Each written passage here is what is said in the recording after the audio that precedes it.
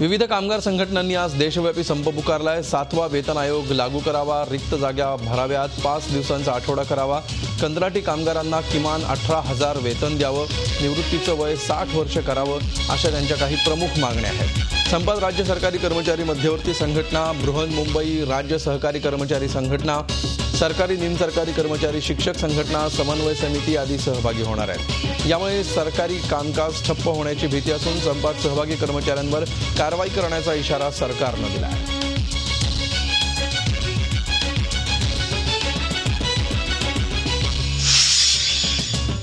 राज्य सरकारी कर्मचाऱ्यांना सरकारनं गुड न्यूज दिली आहे। 1 जानेवारी 2016 पासून लागू झालेली महागाई भत्त्यातली 6% वाढ 1 सप्टेंबर पासून रोखीनं देण्यात येईल। याबाबत शासन निर्णय जारी करण्यात आलाय।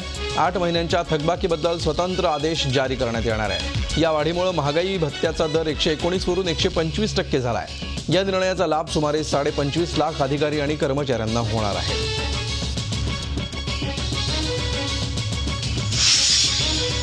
महाराष्ट्र सरकार आज नवीन गृहनिर्माण धोरण जाहीर करण्याची शक्यता आहे। सूत्रांनी दिलेल्या माहितीनुसार मुंबईत सर्वसामान्यांना परवडणारी घरं उपलब्ध व्हावीत यासाठी राज्य सरकार विद्यमान गृहनिर्माण कायद्यात मोठे बदल करण्याची शक्यता आहे। विद्यमान गृहनिर्माण कायद्यातील 33(5) हा म्हाडाच्या पुनर्विकासाशी संबंधित कायदा आहे।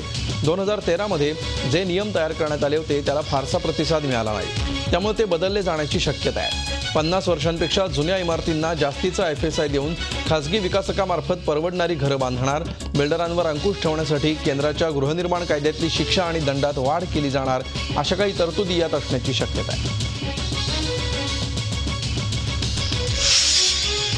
125 वर्षांचा इतिहास असलेला नागपूरचा मारबत सोहळा आज साजरा होणार आहे। नागपूरच नाही तर संपूर्ण विदर्भाची ओळख असलेल्या या उत्सवात मोठ्या मिरवणुकीचं आयोजन केलं जातं। यात हजारोंच्या संख्येनं नागपूरकर सहभागी होतात। तत्कालीन समस्या, अनिष्ट रूढी, सामाजिक प्रश्न यांचा वेध घेणारं मारबत आणि बडिया यावेळी काढण्यात येतात।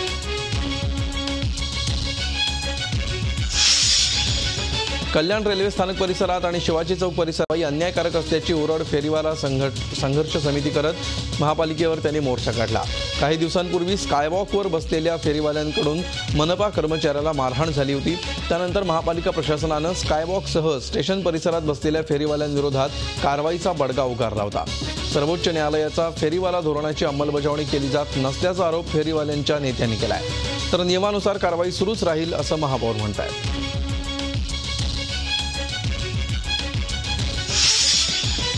नाशिकच्या मध्यवर्ती कारागृहातल्या अनागोंदी कारभाराचा पर्दाफाश झी24 तासनं केल्यानंतर तातडीनं कारवाई सुरू झाली आहे। जेलमध्ये कैद्यांना मोबाईल फोन आणि अन्य चैनीच्या वस्तू पुरवणाऱ्या जेल अधिकाऱ्यांची आणि कर्मचाऱ्यांची चौकशी सुरू झाली आहे। या प्रकरणी ज्ञानेश्वर वाडिले आणि दिनेश पाटील या 2 कारकुनांना निलंबित करण्यात आलं आहे।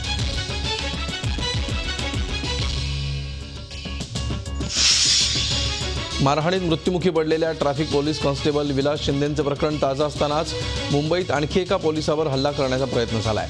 काल दुपारी 1:15च्या सुमाराला कुर्ल्यामध्ये एका हवालदाराला बाईकस्वारानं धडक दिली। बैल बाजार पोलीस चौकीजवळ नाकाबंदी सुरू असताना हा प्रकार घडला। देविदास निंबाळकर यांनी नाकाबंदीवेळी इम्तियाज खानला थांबवण्याचा प्रयत्न केला, मात्र बाईक न थांबवता त्यानं निंबाळकरांना धडक दिली आणि पळ काढला।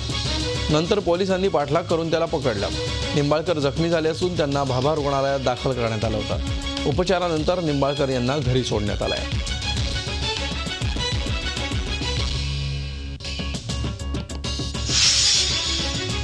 मुंबई पोलिसातले ट्रॅफिक कॉन्स्टेबल विलास शिंदे यांच्या पार्थिवावर साताऱ्यातल्या शिरगाव या त्यांच्या मूळ गावी अंत्यसंस्कार करण्यात आले।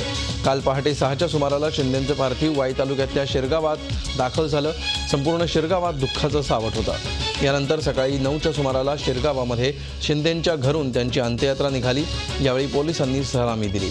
अंत्यसंस्काराला साताऱ्याचे जिल्हाधिकारी पोलीस अधीक्षक उपस्थित होते। शिरगावच्या स्मशानभूमीत त्यांना सलामी देण्यात आली। इकडे शिंदे यांच्यावरील हल्ल्याच्या निषेधार्थ वरळीमध्ये कडकडीत बंद पाळण्यात आला, ज्याला वरळीकरांनी उत्स्फूर्त प्रतिसाद दिला।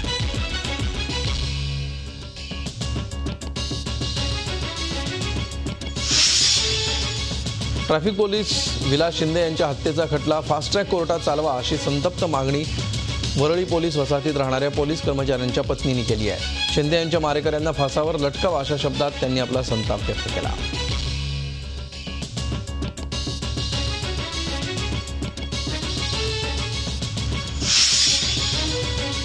औरंगाबादमधील क्रांती चौक भागामध्ये रेडिओलॉजिस्ट संघटनेच्या वतीनं निदर्शनं करण्यात आली आणि या बंदला औरंगाबाद स्त्रीलोक संघटनेनं पाठिंबा दिला आहे। पाठिंबा म्हणून 1 सप्टेंबर रोजी रुग्णालयांमधील सोनोग्राफी सेवेसह बाह्य रुग्ण सेवा, नियोजित शस्त्रक्रिया बंद ठेवण्यात आल्या होत्या। फक्त आपत्कालीन सुविधा सुरू होत्या। आजपासून सोनोग्राफी सोडून बाकीच्या सेवा सुरू राहतील। सरकारनं जाचकाठींमध्ये बदल न केल्यास तीव्र आंदोलन करण्याचा इशारा यावेळी देण्यात आला।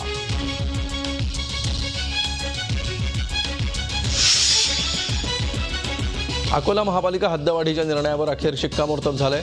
मुख्यमंत्री देवेंद्र फडणवीस यांनी या निर्णयाच्या अधिसूचनेवर स्वाक्षरी केली आहे। ड वर्ग महापालिका गठीत केल्यानंतर नियमानुसार 3 वर्षांच्या आत मनपा क्षेत्राची हद्दवाढ करावी लागते आहे। अकोला मनपाची 2001 मध्ये स्थापना झाल्यावर तब्बल 15 वर्षांपर्यंत हद्दवाढच झाली नाही। त्यामुळे अकोलेकरांच्या मूलभूत सुविधांवर नजीकच्या गावांचा ताण पडत होता। मनपा आयुक्त अजय लहाने यांनी शहरानजीकच्या 24 गावांचा समावेश असलेल्या हद्दवाढीचा सुधारित प्रस्ताव सरकारकडे सादर केला होता। अखेर बुधवारी हा निर्णय जाहीर झालाय।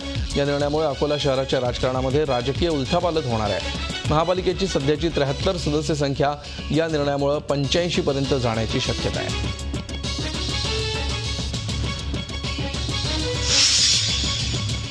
नाशिकमधील एजी बिल्डरच्या 4 बांधकाम व्यावसायिकांना 2 वर्षांची शिक्षा तसंच प्रत्येकी 10,000 रुपयांचा दंड ठोठावण्यात आलाय। नाशिक ग्राहक न्यायालयानं हा निकाल दिलाय। खरेदी खत आणि कंप्लिशन न दिल्यामुळे या बांधकाम व्यावसायिकांवर ही कारवाई करण्यात आली आहे। पांडुरंग बोधले, प्रवीण धात्रक, नितीन धात्रक आणि नंदकिशोर आधारकर यांना ही शिक्षा ठोठावण्यात आली आहे।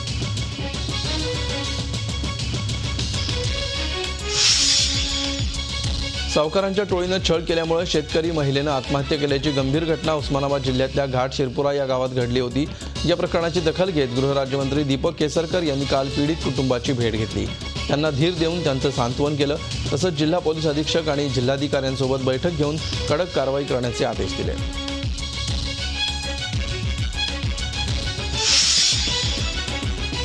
संगमनेर तालुक्यातील रणखाम गावामध्ये पोळ्याच्या पूर्वसंध्येला दुर्दैवी घटना घडली। पोळा सणासाठी आपल्या बैलांना गावातील तलावात धुण्यासाठी घेऊन गेलेल्या 16 वर्षीय शुभम वाजगे या मुलाला बैलानंच छातीत लाथ मारली। त्यामुळे मुलगा बेशुद्ध पडून तलावात पडला। तलावात बुडून त्याचा मृत्यू झाल्यामुळे त्याच्या कुटुंबियांसह संपूर्ण गावावर शोककळा पसरली आहे।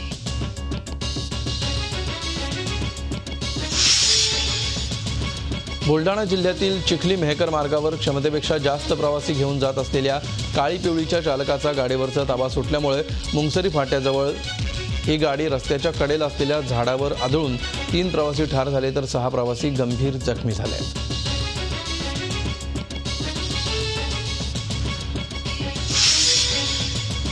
मुंबई विमानतळ परिसरात निर्धारित उंचीपेक्षा जास्त उंचीच्या इमारती, अँटेना आणि पोल्स त्वरित पाडण्याचे आदेश हायकोर्टानं दिले आहेत। विमानतळाच्या 4 मीटरच्या परिघात उंच इमारतींची उंची मोजण्याचेही निर्देश यावेळी देण्यात आलेत। नव्या जुन्या सगळ्या इमारतींना हा आदेश लागू असणार आहे। 112 इमारतींना धोकादायक इमारती म्हणून घोषित करण्याचे निर्देशही यावेळी DGCAला देण्यात आले।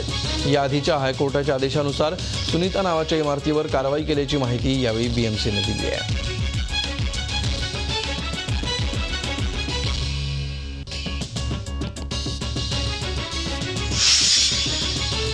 गणपती विसर्जनाच्या दिवशी शिवाजी पार्कवर पार्किंगला हायकोर्टानं सशर्त परवानगी दिली आहे।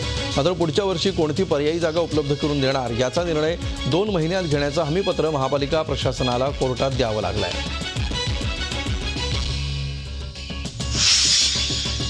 देशातील प्रदूषित शहरांपैकी एक म्हणून चंद्रपूर शहराची ओळख आहे। जलप्रदूषण हा यातील कळीचा मुद्दा आहे। गणेशोत्सवातील POP मूर्तींचं विसर्जन आणि नैसर्गिक जलस्रोतांमध्ये होणारं प्रदूषण टाळण्यासाठी POP मूर्तींवर बंदीचा विषय पुढे आला होता। मात्र न्यायप्रविष्ट बाबीमुळे POP मूर्तींची विक्री सुरूच आहे। प्रशासन या संदर्भातील जबाबदारी घ्यायला तयार नाही। त्यामुळे यंदाही POP बाप्पाच्या मूर्तींची धडाक्यात विक्री होती आहे।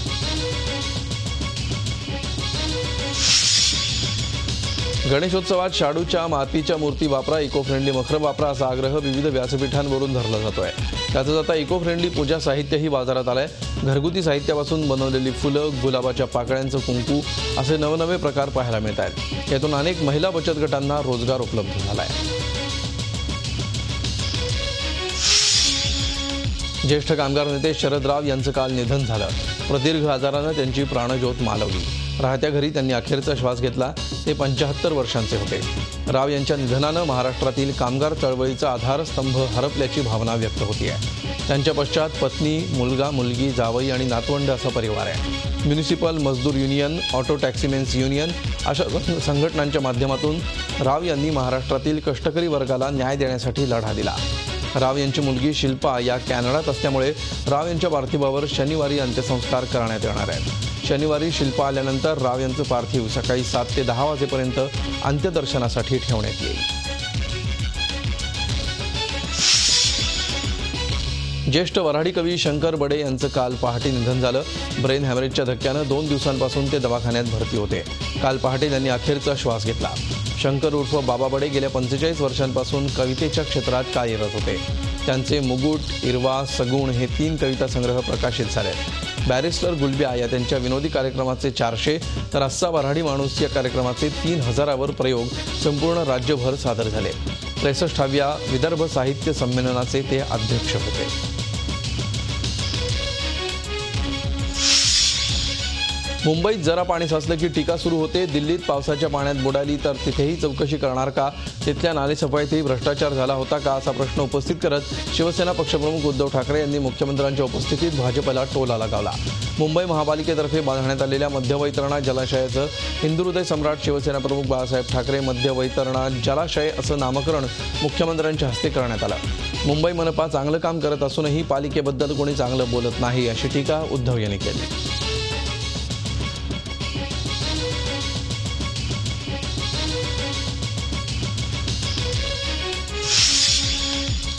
रिओ ऑलिम्पिकमध्ये 3000 मीटर स्टिपलसेल शर्यतीच्या अंतिम फेरीत धडक मारणाऱ्या ललिता बाबरचा इंदापूर तालुक्यात ठिकठिकाणी जंगी स्वागत करून सत्कार करण्यात आला।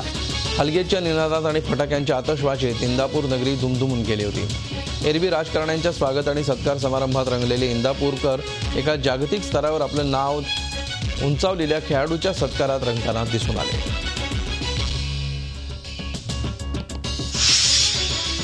लाल डबा असा उल्लेख केल्या गेलेल्या पण राज्याची जीवनवाहिनी असलेल्या एसटी बाबत तरुणांच्या एका गटाला मोठी आपुलकी होती। तरुणांच्या या गटानं फेसबुकच्या माध्यमातून एसटी मित्र नावाचा गट स्थापन करत एसटी बद्दल प्रदर्शनं भरवायला सुरुवात केली। आता एसटी प्रेमी गटाच्या मदतीला एसटी महामंडळ धावून आलंय। आता हे प्रदर्शन एसटी मध्येच भरवलं जाणार आहे। एसटीचं विश्व उलगडून दाखवणारं हे फिरतं प्रदर्शन राज्याच्या कानाकोपऱ्यात पोहोचणार आहे।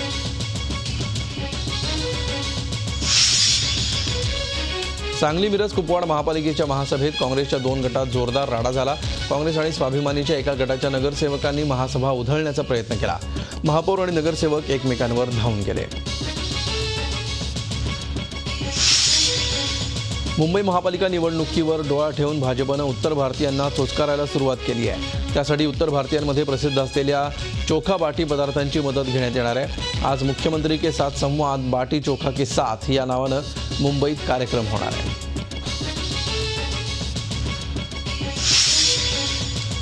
ठाण्याचे आयुक्त संजीव जयस्वाल हे त्यांच्या धडाकेबाज कारवायांसाठी ओळखले जातात। ठाण्यातल्या स्टेशन परिसर, वर्तकनगर, पोखरण रोड, घोडबंदर रोडच्या रुंदीकरणामुळे सर्वसामान्यांमध्ये त्यांनी वाहवा मिळवली। मात्र आता समतानगरचा रस्ता रुंदीकरण मात्र कठीण जाणार आहे। या रस्त्यावर काही बंगले आहेत, तसंच काही बांधकामं सुरू आहेत। त्यामुळे या रस्त्याच्या रुंदीकरणाविरोधात राजकीय दबाव वाढायला लागला आहे। आता या दबावाचा जयस्वाल कसा सामना करतात हे पाहणं औत्सुक्याचं आहे।